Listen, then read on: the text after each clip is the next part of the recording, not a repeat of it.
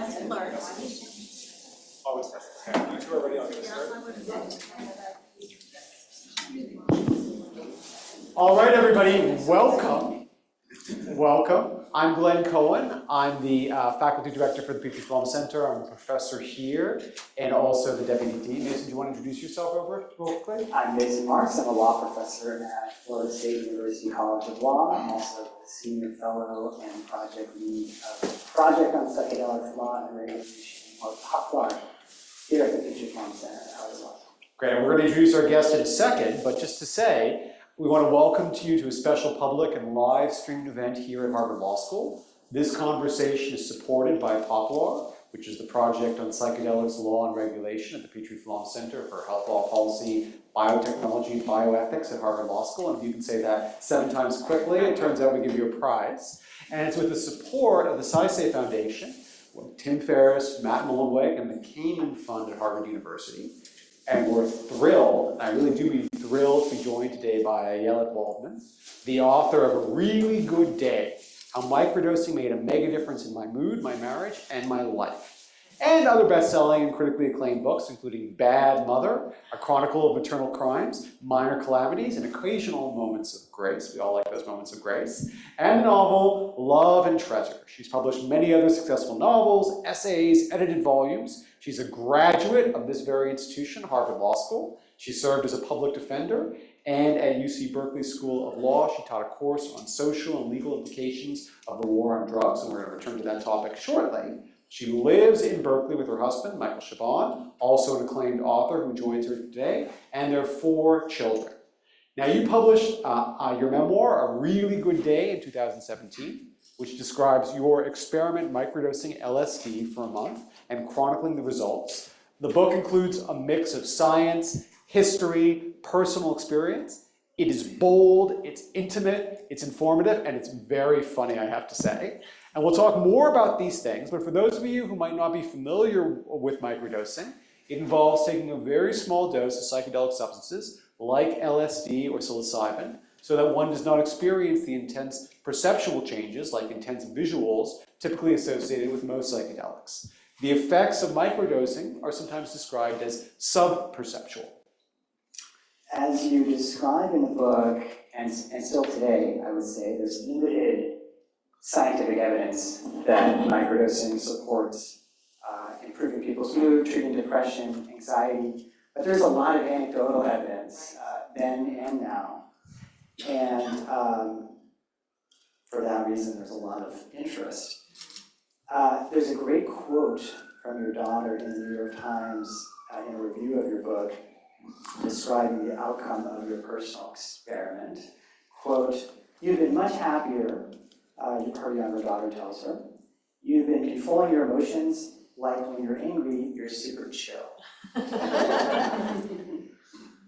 We're here launching the Petrie-Flom Center's annual conference, and this year we're focusing on the law and ethics of psychedelic law and medicine. We're also celebrating wrapping up our 3rd year of POPLAR, the Project on Psychedelics Law and Regulation. And your groundbreaking book really helped catalyze this psychedelic revival that we're experiencing these days. And so we're very grateful to you for that. Without you, this program and others like it would not exist. So Thank you for saying that. Absolutely. I really couldn't have a better guest to launch this annual conference. We're going to get to questions from Mason and I in a moment. I just want you to know that the last 10, 15, 20 minutes, we're going to have questions from the audience, so start thinking. We'll have a way for you to queue up. But I wanted to mention one more quote from the book before we get to the first question, and this is in page 123 on a footnote. I'm a law professor, so of course I read the footnotes. You write after discussing another one of the figures in the history of psychedelics who does some of the work at Harvard. You write, quote, "Harvard, again, you might be forgiving for wondering what the heck is going on there," right, unquote. Well, although it's a different kind of going on these days than the Timothy Leary days, I'm really proud that we can be at the forefront of these kinds of discussions here at Harvard. And without further ado, please everybody give a warm welcome to Ayelet.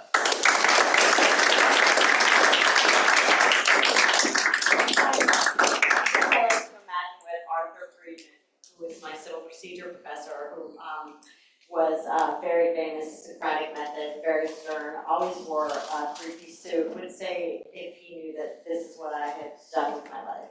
But since he once said, and I am not that old in a class, that it was a waste of time to educate women because we all just got married and stopped practicing. Maybe he wouldn't have been so surprised. Oh no. Looks like he could have used microdose. Okay, so the title of A Really Good Day comes from letters written to psychologist James Fadiman by people who had microdosed psychedelics. When commenting on how they felt after microdosing, many told him, that was a really good day. What is microdosing in your view, and why do you think it's become so popular? Well, as you said, it's taking a subperceptual dose of a psychedelic. And I think it's popular because of the fact that it's subperceptual, that it's a small dose. It allows you to feel like you're experiencing some benefits from psychedelics, the kind of benefits we've seen in all this research, but it isn't frightening. And I think psychedelics for a lot of people are frightening. And I want to be really clear, as you mentioned, there's not a lot of research about microdosing. And one of the things that I said in the book and that I still believe is that it is entirely possible that the benefits that I experienced, and they were profound, was the placebo effect. But the placebo effect is really powerful. And it is, it is as much a medicinal effect as anything else. So I think that it wasn't. I think that I actually experienced psychological and emotional benefits from microdosing, but I think it's important to acknowledge that we haven't had the kind of research that we should have, and that's anytime we talk about a substance that is on Schedule 1, there's a reason why we haven't seen the kind of research that we need. So, did I answer the second part of your question? Why it's become so popular, I think that's yeah. So I think that has to do with it. And I think also the other side of it is everybody feels like shit. I mean, I think it's really true. There's so much depression, so much anxiety. And there's so many people who are on psychiatric medications. And part of the problem with psychiatric medications, like I say in the book, and I always say to people, which is if my doctor had said to me, okay, so here's a drug. It's designed to make you really fat and lose your sex drive, and there's a side effect that every once in a while some small number of people feel occasionally a little better.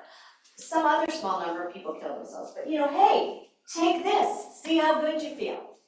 And I think that what we're seeing is a reflection of people's frustration with psychiatric medications and with the state of psychiatry in general, and this hope that this substance might give them the relief that they need.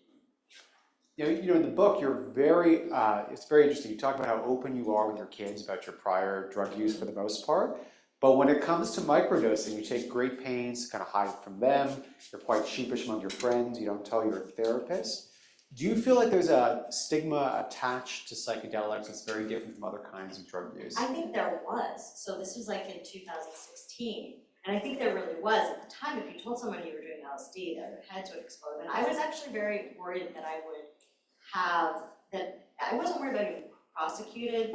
Like, I'm a middle-aged, middle-class white lady. It's like, there's not a lot of danger for me. But I was afraid that I could face child endangerment. And there's a lot, women who use medical marijuana have their children taken from them. We saw that, not as much now, but that was a feature of, and again, not a lot of middle-class white ladies, but that was my concern. I didn't want to, I didn't want to take any risk that would result in that. So that's why I kept it quiet from them, because it turned out that I was right, that the second they find out about it, they would go brag to all their friends. Hey, well, my mom, she trips every day. But I also didn't want to, I wanted to use them as a focus group, and I didn't want to bias my sample. So I knew that at the end of the period, I was going to ask them if they had noticed any change in me, and I didn't want them to have any reason to like I said, I didn't want to bias my sample. So you taught a course on the war on drugs several times, and I guess I want to ask you about the way policymakers think about psychedelics as against other drugs. Sometimes it's called exceptionalizing psychedelics, that's treating them as unique or different from other kinds of drugs. And, Carl Hart is somebody who talked about his work in the book a little bit. He's a little bit concerned about this exceptionalizing as a step backwards, especially for liberal progressive forces that are interested in kind of decriminalization movement more generally. Do you have any thoughts about kind of for policymakers whether exceptionalizing psychedelics makes sense? So I have a theoretical point of view and I have a practical point of view. So theoretically, I'm 100% with Carl Hart, and as Carl Hart, famously points out, methamphetamine is one molecule away from Adderall, which we all freely give our children. So the notion that we should criminalize the ability to treat yourself with one class of drugs as opposed to another is, I think, theoretically ludicrous. But from a practical point of view, I think it's, one, you take your win. So it was the same way when I was working with the Drug Policy Alliance many years ago. We worked on medical marijuana.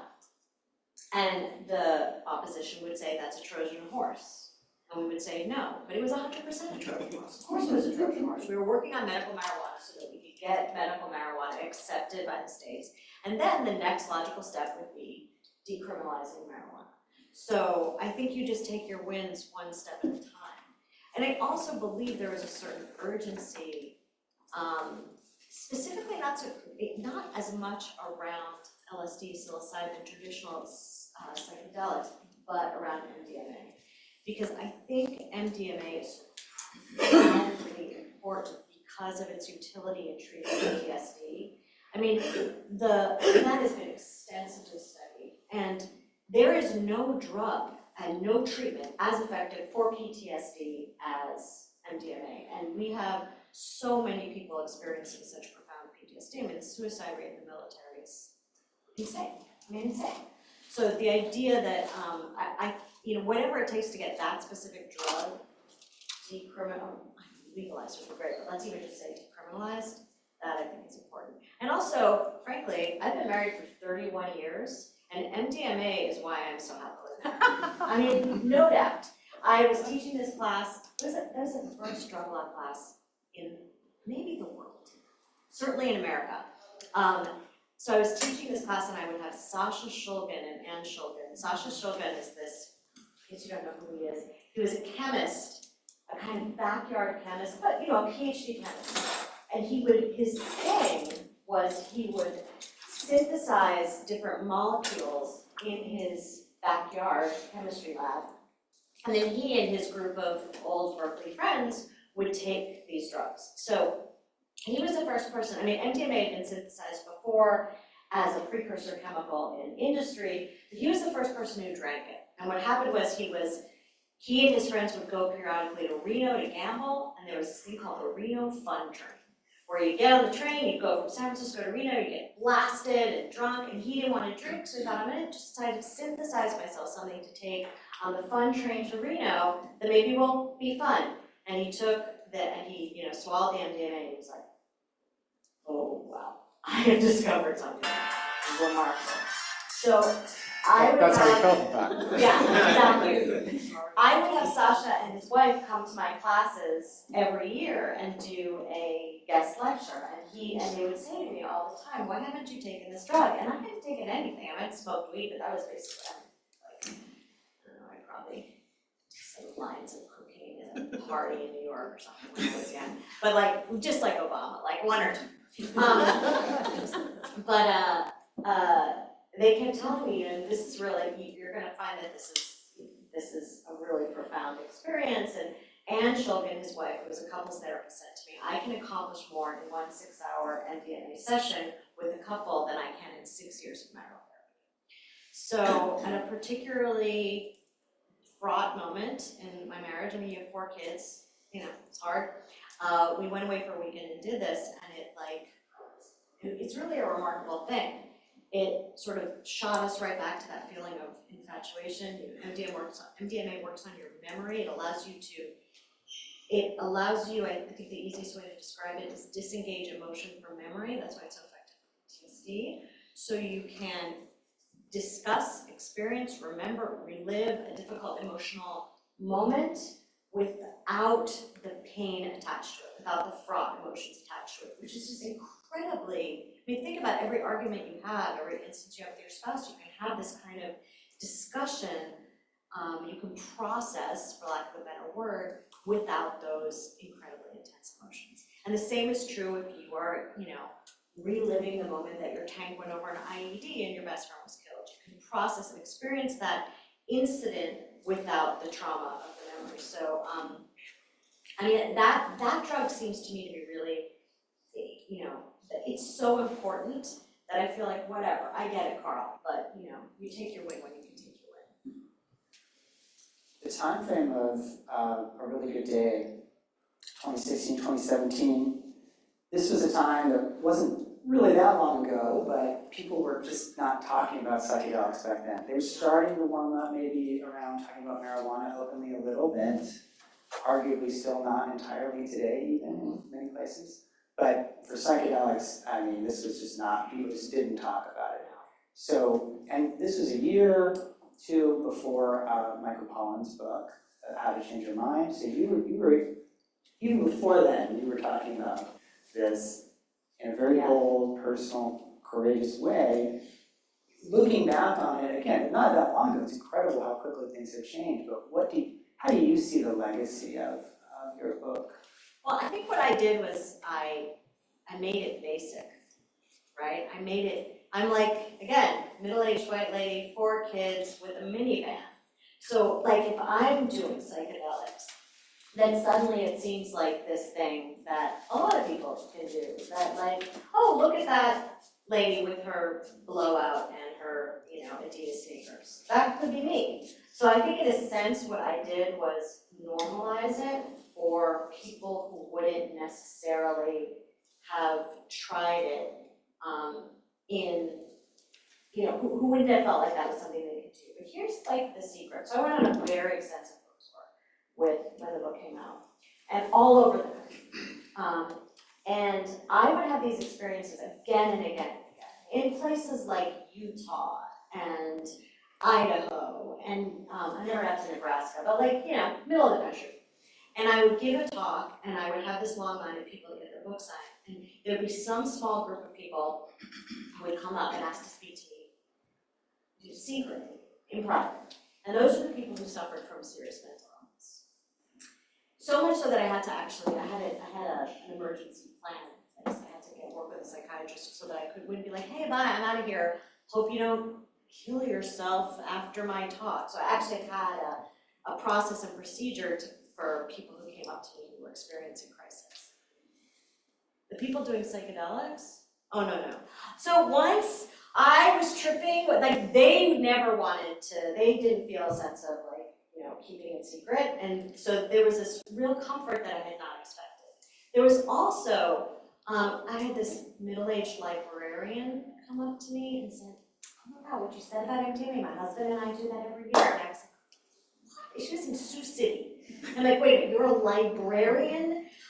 Great, but so I think it was, I felt like I kind of pried the top off a can, and it turns out that was a really big can, and there was a lot of things in it. And, sometimes I feel like that normalizing that conversation was really important, but also normalizing the conversation about mental illness is really important. And that is even scarier for most people. Like being willing to talk about having a mood disorder, in many ways feels riskier.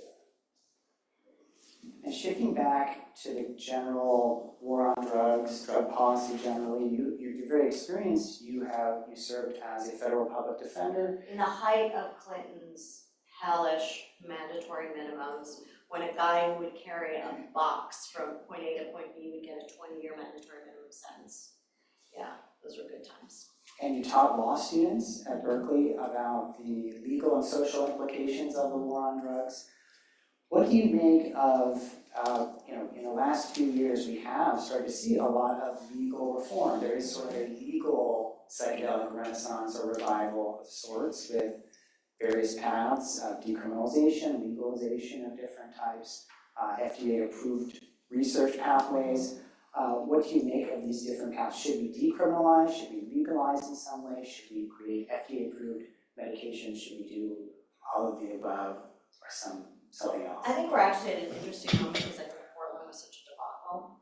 And, you know, Portland, Oregon decriminalized in exactly the wrong way, right? So they decriminalized in this way, and you know, they said it was exactly like after O'Connor versus Donaldson, which was the big case about asserting a right to, giving people a right not to be institutionalized for mental illness.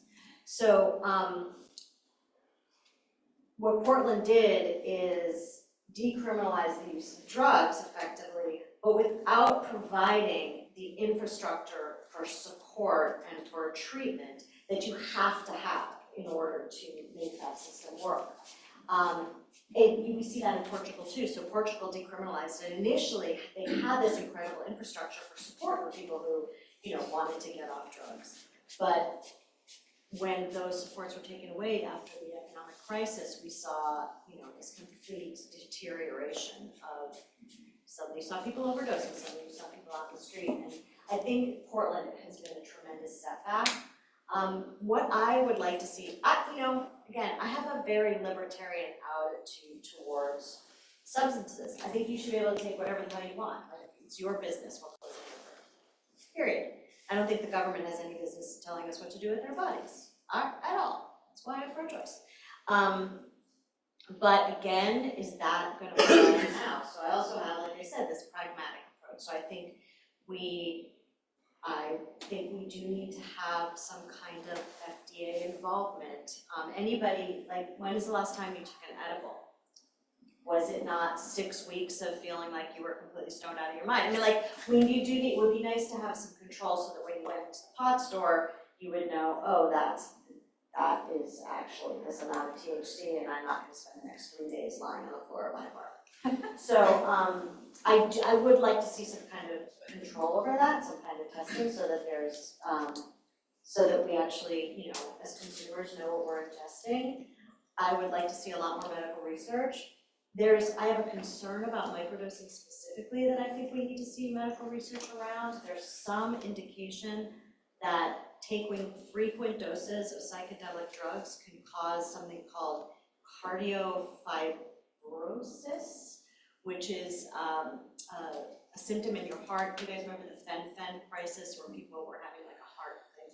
So it's like that. It's a valve, a sort of valve problem in your heart. I would like to see research on that. The indication of that might be a problem is a reason why nowadays I actually am more interested in which is something Tim Ferriss and I have talked about, kind of moderate dose, a sort of every 3-year moderate dose of psychedelics. So let's say if a regular dose is 100 micrograms, a microdose is 10 micrograms, this would be like a 50 microgram dose, enough to have a psychedelic effect,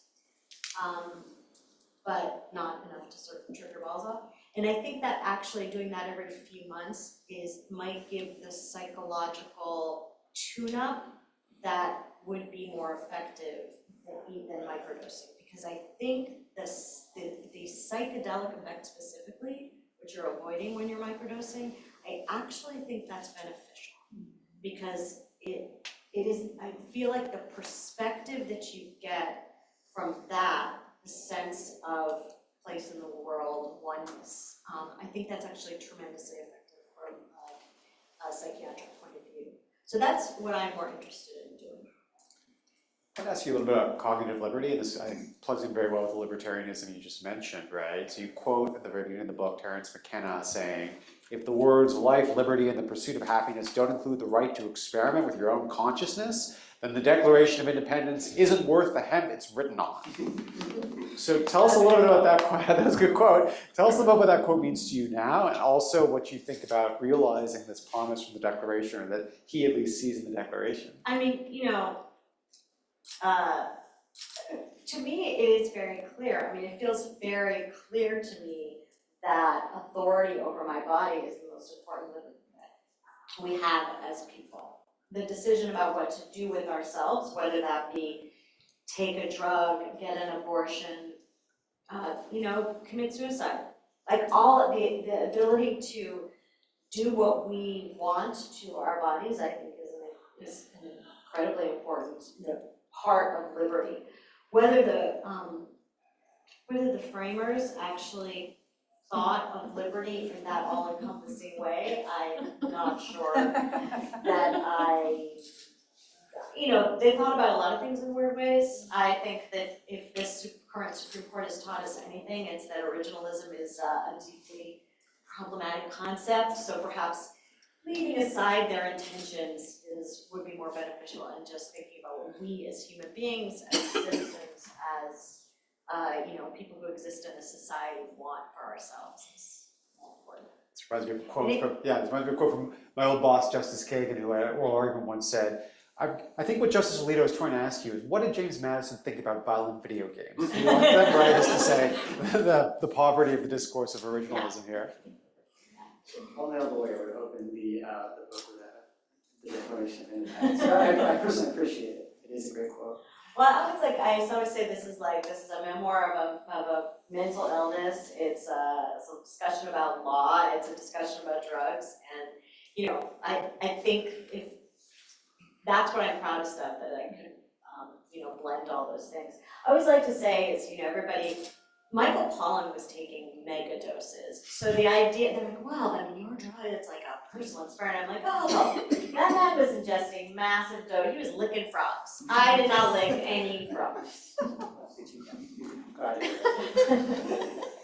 There are many, many very funny, entertaining anecdotes in the book, and there was one that I found particularly funny and tragic at the same time. It's when you had a very small supply of LSD that you obtained in a very funny, mysterious way, but you're about to have depleted your supply, so you think, I need to get a little bit more, and you just want a tiny bit because you're microdosing, and you find someone who you don't know that you're texting with. So what I didn't say that I will tell you now is it was through one of my kids. I actually asked my oldest daughter, so do you know any drug dealers who might have a clean dose of, so I ended up through my child, my oldest, not the one who was in middle school, but for my college student daughter, she gave me a name. So this was this crazy moment. So I got my first dose. I thought it would be so easy. I live in Berkeley, I thought it was gonna rain orange sunshine down my head. So I asked around, nobody. I could not find a single person willing to sell me LSD, whether because I looked like a narc or why, but I could not find anybody willing to sell me LSD or give me or whatever. And I just kept asking people over and over again, and finally I was about ready to give up when I got this package in the mail. And it was anonymous. It contained a poem from Lewis Carroll, or sort of a little poem, a Lewis Carroll poem. And in it was what I actually now think was, in fact, original Owsley LSD from way back when.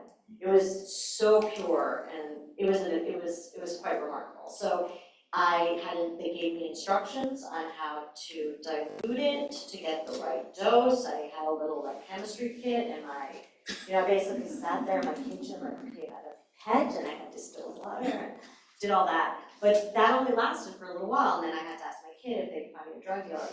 But I was, as you guys heard, I was a federal public defender, and I was a federal public defender at this time when it really was what Clinton. The torment that President Clinton rained down on society with this war on drugs was so horrific.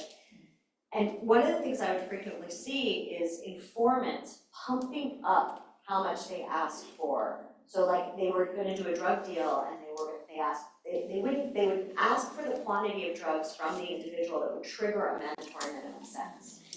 So I was looking for no drugs.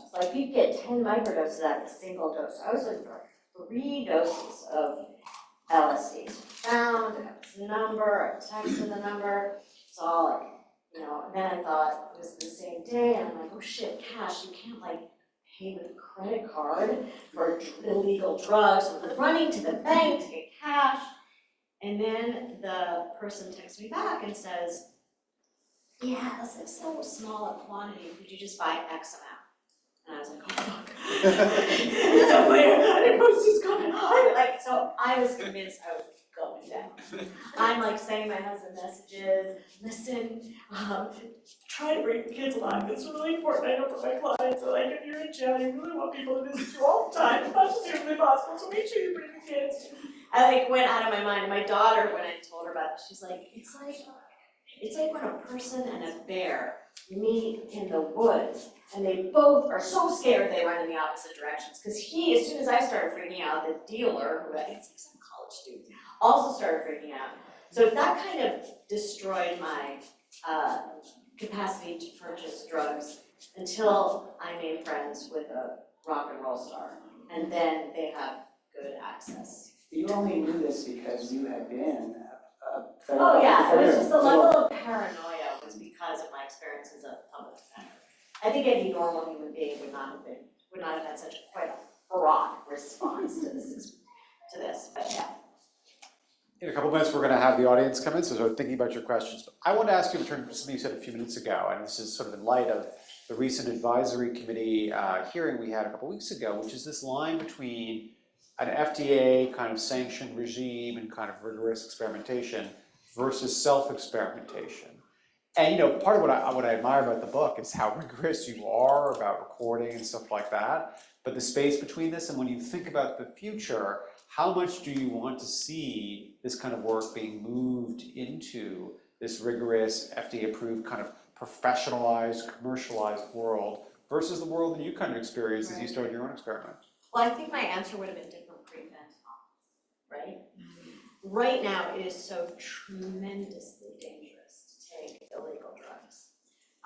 We still take MDMA, and even though my rock and roll drug dealer employs a tester, just think about what that job is. Then he gives you test this drug. It's like a poison taster, essentially. I would never take anything that I hadn't tested myself for fentanyl, and with kids literally dropping dead from one dose of a drug, they take what they think is what I've heard a lot of kids say is it was a Xanax, like a compressed Xanax, and I keep saying to them, there's actually no such thing as, you don't make Xanax in your backyard. If you're gonna get a Xanax, it's gonna look like a Xanax. You can Google what a Xanax looks like. That thing that person is giving you is not Xanax, and it could contain fentanyl. So right now, I actually think that that's so important. There needs to be such a rigorous system of control so that people actually know what they're taking, that that kind of outweighs what I think is my natural inclination, which is again what I've said, which is very libertarian. Take what you take, you can do what you can do, and do what you want to do. There was one moment when I should just say, because he's in the back, there was one moment where I was, struggling to find my drugs, and my husband was online. He said, I bet I can make this for you. And I'm like, have you not seen Breaking Bad? You are not going to make LSD in our kitchen. No. Again, 4 children, visit daddy in jail, that's not. He's a nice head of hair, so you wouldn't want to have Breaking Bad. No. You did test the LSD though, so you had the foresight to think, Always. I need to test this. Always.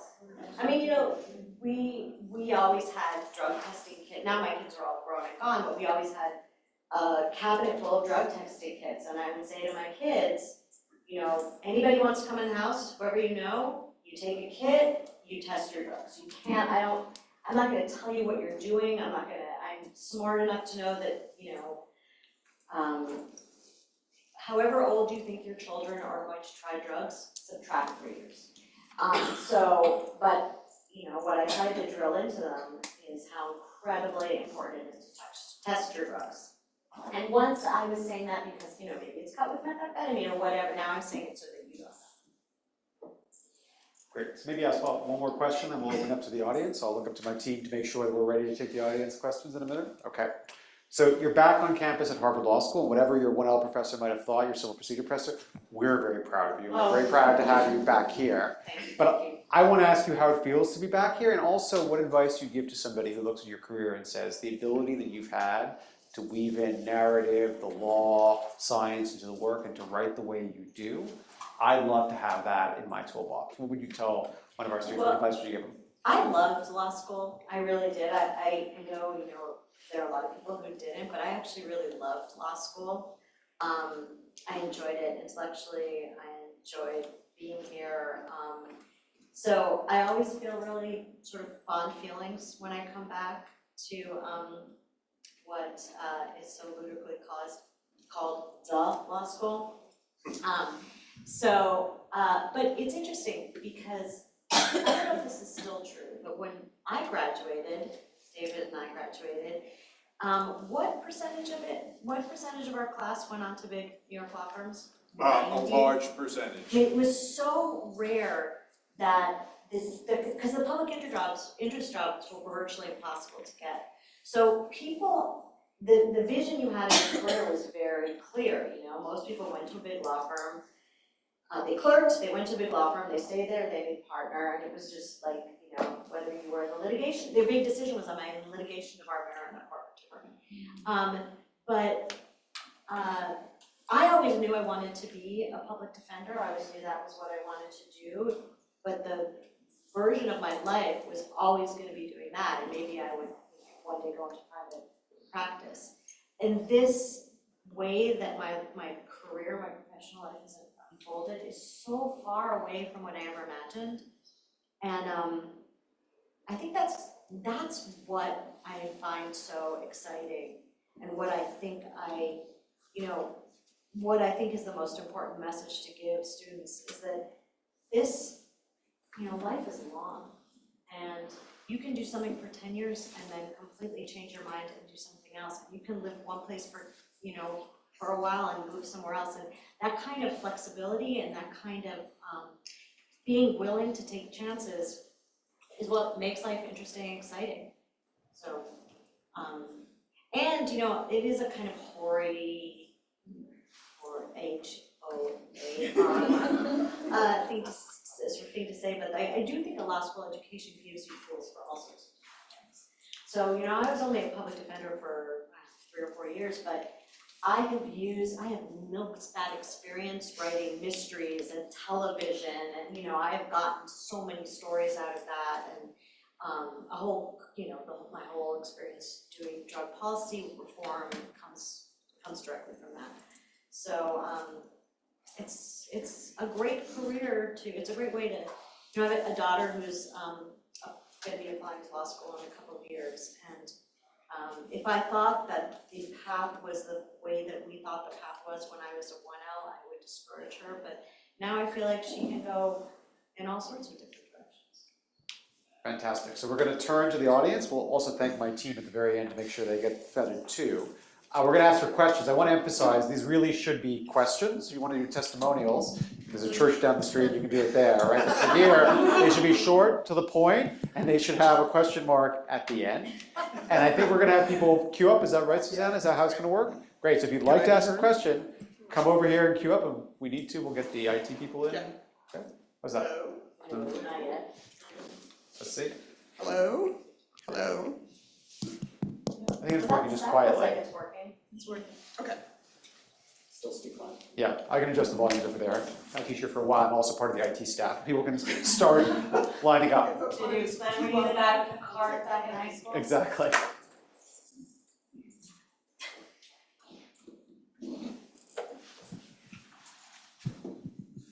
Hi, I'm June Carolyn Ehrlich, the editor of Revista, the Harvard Review of Latin America. I was curious as to what you think about the phenomenon of retreat centers in Latin America and elsewhere. Yeah, I'm not so fond of, this is a personal bias, but this kind of shaman tourism makes my skin crawl, to be perfectly honest. Anytime I feel like it lends itself really easily to a kind of abusive, capitalist, dare I say, dynamic. So I don't love that.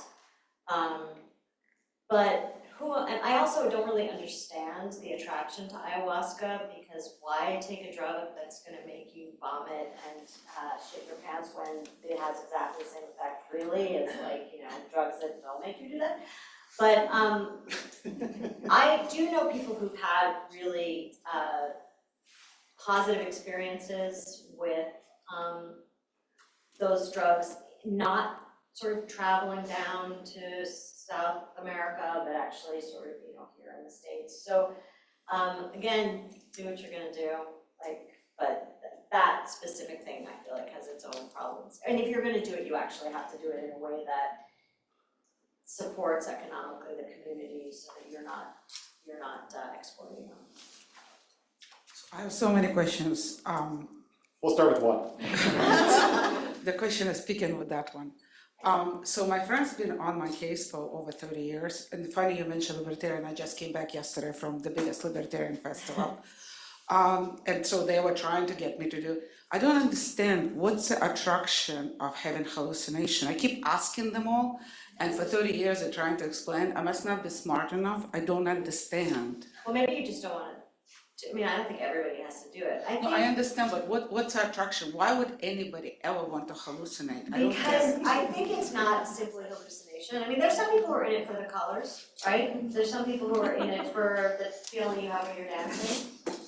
I think at its best, a psychedelic experience, I'm talking about microdosing, I'm talking about a larger dose, a psychedelic experience can allow you to, I mean, I can just speak personally. When I had a very sort of catastrophically large dose, when I wrote the book, I had never done a normal dose of psychedelics, of LSD or mushrooms or anything. But then after the book was published, I went and I had a guided psychedelic experience because I didn't know what I was doing. I didn't realize how much mushrooms she was giving me. Basically, I had a salad. And it was a very long, very intense experience. So there were negative things, completely negative pieces of it, but there was also this, it profoundly changed my relationship with my oldest child. Because, you know, the problem with psychedelics is that the insights you have while you're tripping are so banal and horrible when you explain. They seem so trite when you explain them, but I'm going to explain them anyway because it was actually profound. The insight that I had was that I was a different person from my daughter, that she was not me. And so her pain was not my pain. My childhood trauma was not her childhood trauma. And that my job as a mother was not to feel her pain, but rather to comfort her. And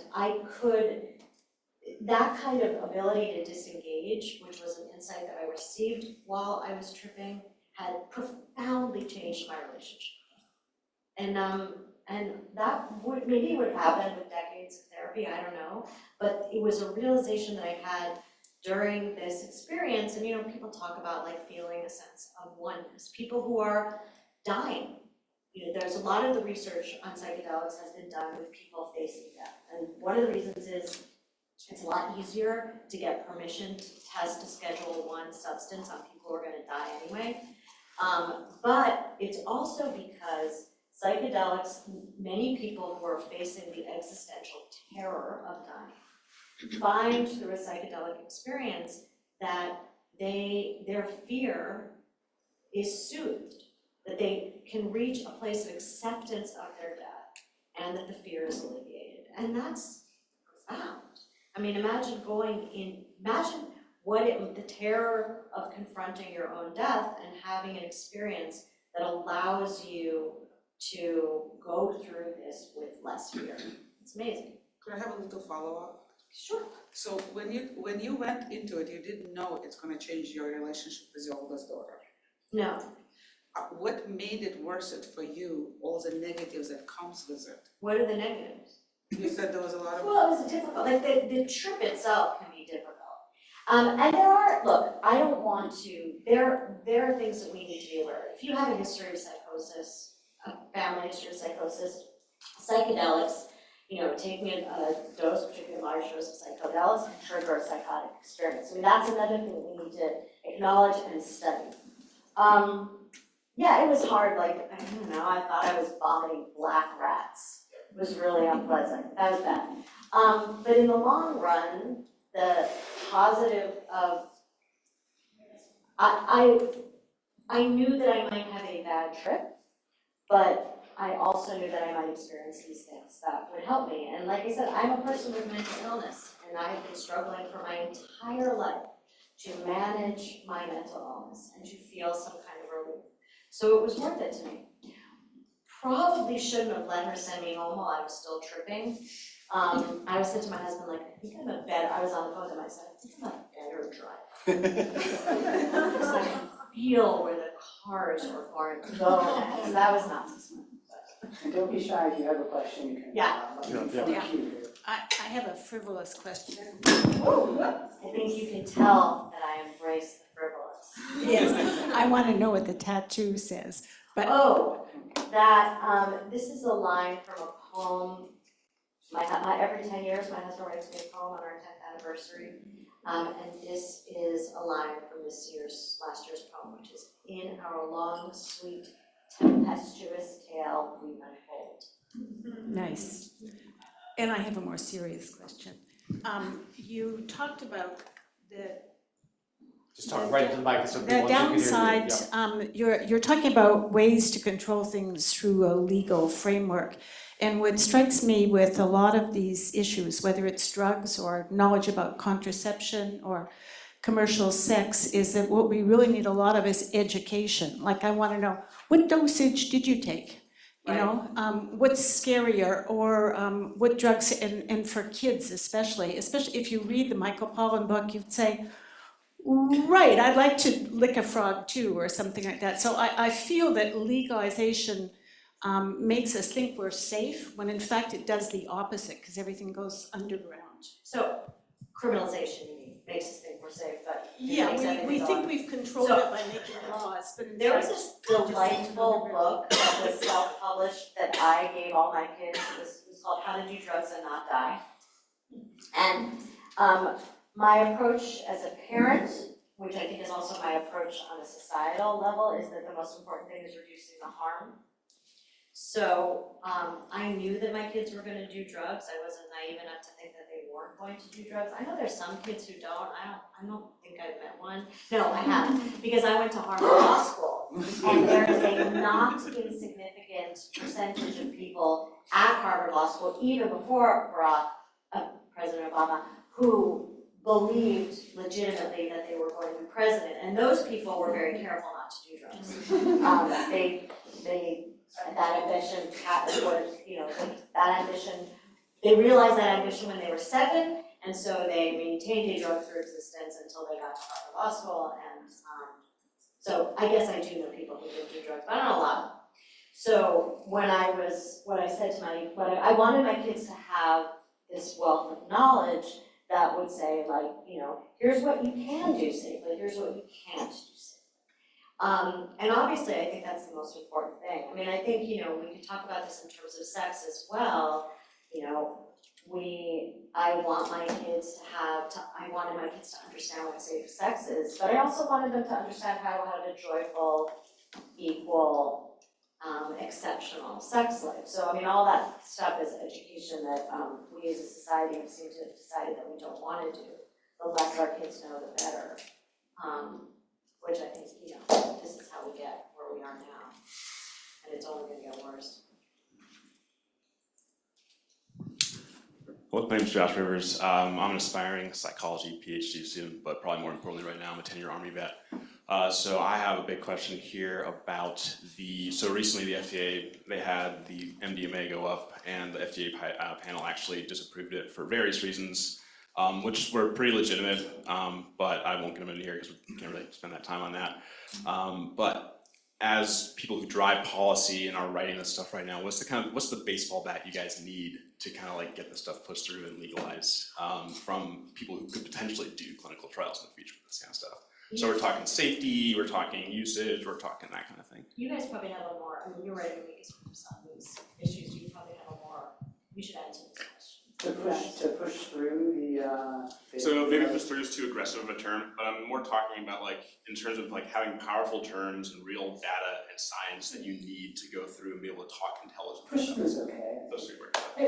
Robust, well-designed trials and high-quality data, I think, is the answer, as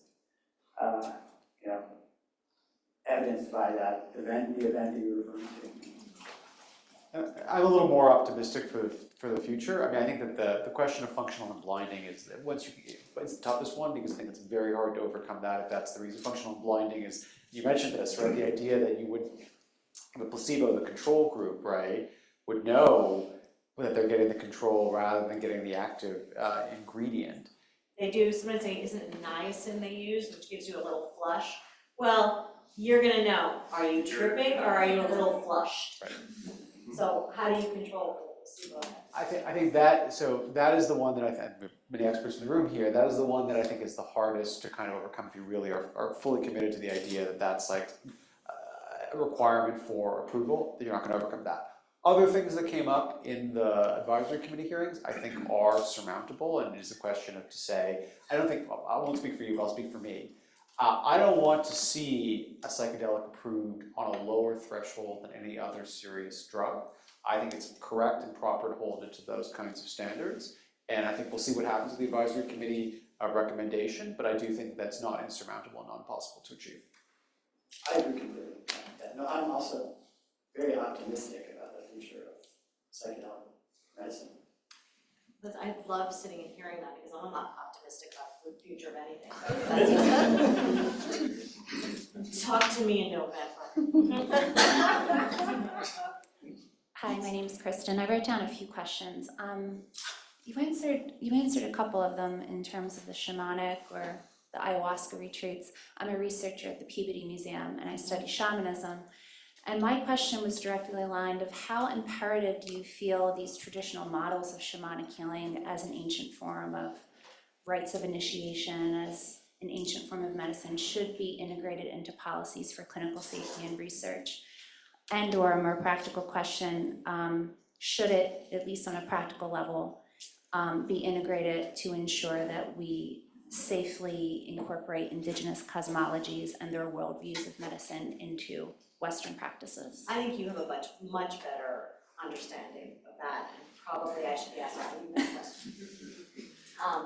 So again, I think it's really important. I think agency is incredibly important, and cultures and societies and religions who have developed and nurtured these practices and traditions have to be, they have to drive that conversation. I think that having the conversation driven from the outside is really problematic. But again, you are someone who knows so much more about this than I ever could.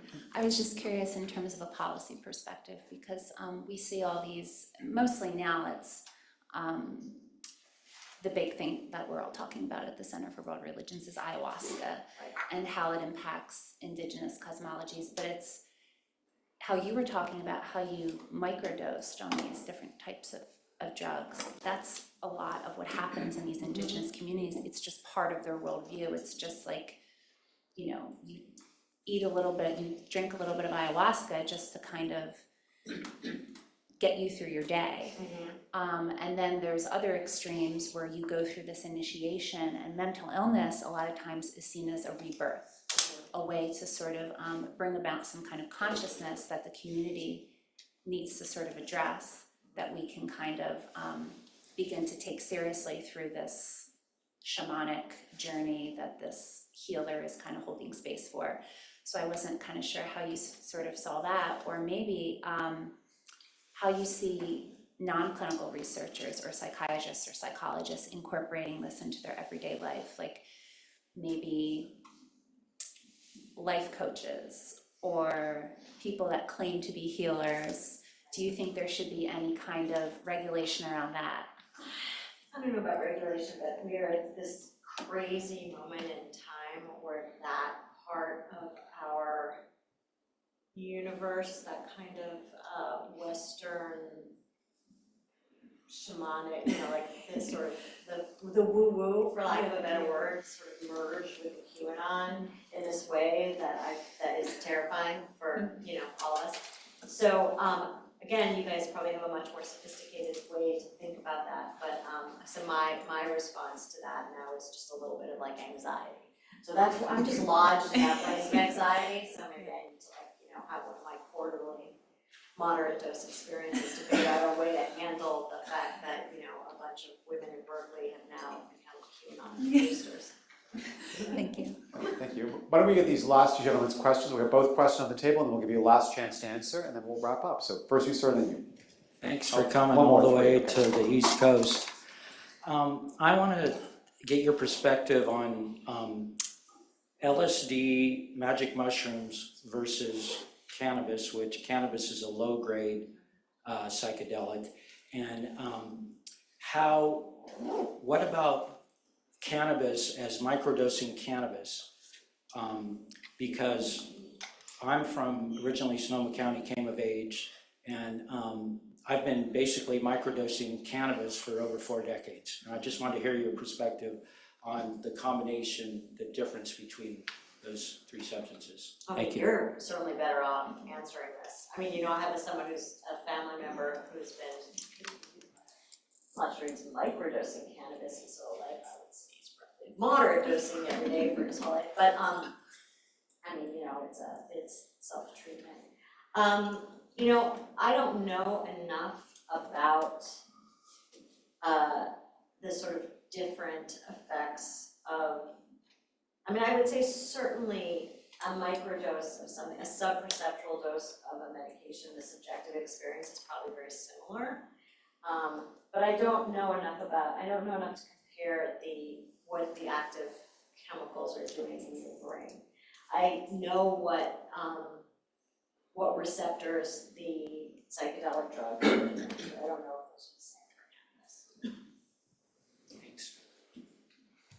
Hi, my name is Andrew Stevens. I'm a social work student at BC. I also have done a training program in MDMA-assisted psychotherapy. I'm really curious about kind of the political psychiatry implications of legalization, particularly thinking about something you just mentioned, right? QAnon, kind of the rift in our culture. And what legal tools, if any, do we have to potentially help to bridge that gap in our culture? And thinking about the utilization of psychedelics in that, and the risks there. You mean the risk of psychedelics, the sort of the medical risk? More like, so let me rephrase it this way, like the guide or the therapist has some power in that situation, right? And there's ethical guidelines, right, that they need to follow.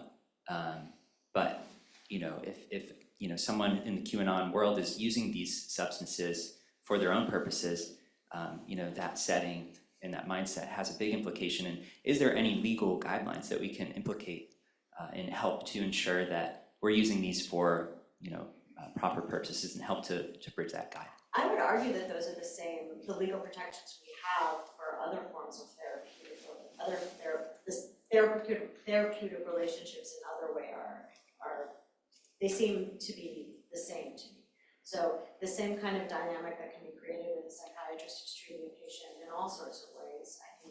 I think you simply include psychedelic treatment under the umbrella of all psychiatric treatment and their ethical obligations and legal rules about how you're supposed to treat your patients that I think can be expanded. And then they're bad actors, and they're always bad actors, right? There have been bad actors forever, and there will always be bad actors, but those people are acting outside of the confines of what is acceptable and legal, and then we prosecute, or their consequences for those are the same as in any other situation. I just don't think psychedelics are really exceptional in Oregon, and I think that's what we're trying to. I would argue that the most important work is to realize that these are, when I was teaching my class on the war on drugs, first day of class, I would just have people shout out different substances: coffee, chocolate, sugar, cocaine, and we would just fill the blackboard with anything that they could think of that would have an effect on your mood. And I would say, okay, so are these medicines?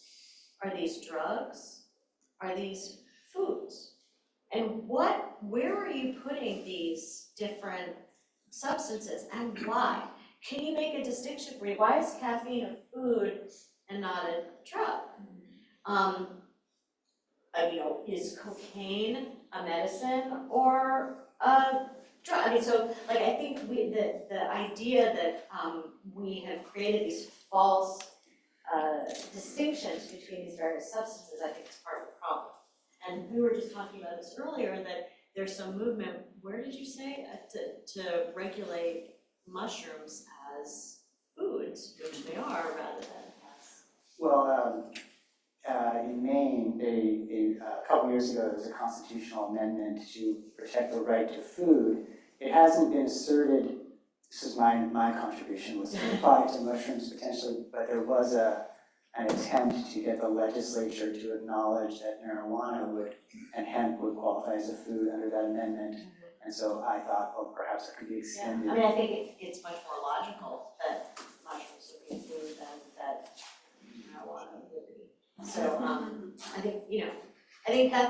think that's probably what we all in our different ways are trying to talk about is eliminating these false distinctions.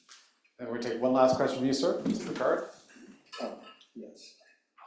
How do you do, Alia? Lovely to have you here today. Thank you. 3 simple questions. One, the mystery box that appeared at your Yes. home. What was the Lewis Carroll fragment? Michael, do you remember? What was that? The fragment from Lewis Carroll that was on that package? It's in the book. I can't remember. I think it was about the EP. Was it? No, it wasn't. It was, yeah, it was, it's in the book. I'll find it. I remember the postage had been put on entirely in 2-cent postage stamps. Yes, there was a lot of 2-cent stamps, many 2-cent stamps. Second, how did the substance appear? Was it 10 or 20 milligrams of a white powder? Was it a liquid? Was it a volumetric reduction to 10 micrograms? It was Did blotter. you measure it? It was blotter. So you cut a blotter in pieces? Yeah, and I dissolved it. So the question is how to evaluate the actual dosage. Yeah, it was kind of well, listen, I had to take a lot of science classes, I had to take chemistry, so what I was doing in my kitchen could not by any means qualify as as an acceptable scientific experiment. I was sitting there with, dissolving the blotter and adding with, so. But you had no effect subjectively. I had a sub-perceptual effect, so I didn't start to trip or anything, so once or twice I maybe I didn't dilute sufficiently, and I was like, oh, no, too much this time, maybe next time we'll dilute this a little more. And lastly, how did this experience change your relationship to your brother, your perception of the criminal justice system? I've always had, like I said, a deep suspicion of the criminal justice system. You can't spend any time as a public defender without developing that pretty quickly. There was this thing that I talk a lot about in the book. There's the reason I could do this is because I have the inherent protections of class and race. I mean, a poor Black woman from Oakland could not write a book about this illegal experiment and feel the same security that she was not going to suffer any legal ramifications. So I've this idea that the criminal justice system in America is inherently unjust and biased. I mean, you figure that out if you haven't figured that out already, you're certainly going to figure it out your first year of law school. But hopefully you figured that out already. So we're gonna have 2 rounds of applause. The first for my team at Petrie-Flom. So a big round of applause. And then finally, thank you for joining us today. Huge round of applause there. And as the kids say, like and subscribe both to Petrie-Flom and to the Popular program. If you find this interesting, we have a ton of other programming going on, both in this area and other areas of law, bioethics, biotechnology, so please come back. Thank you all very much.